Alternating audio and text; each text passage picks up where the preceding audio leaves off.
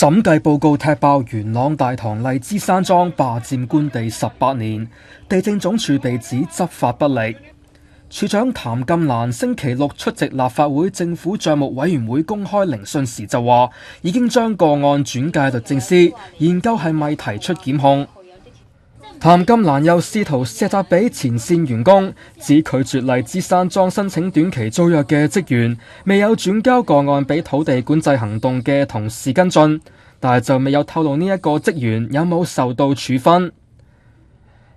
不過，多名帳目委員會委員就炮轟地政總署喺處理荔枝山莊以及同類嘅霸佔官地個案時，由回歸跨越到依家，批評署方明顯失職。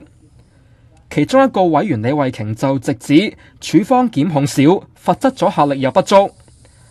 另一名委員金乃威就更加怒斥當局失職，質疑荔枝山莊嘅個案10幾年都未處理，係因為有行會成員兼鄉議局主席劉皇發撐腰。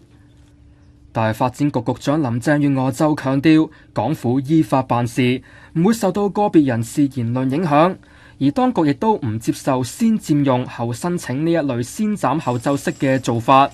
佢又話同意立即開始研究修改法例，提高霸官地嘅罰則。ONTV 東方電視新聞台報導。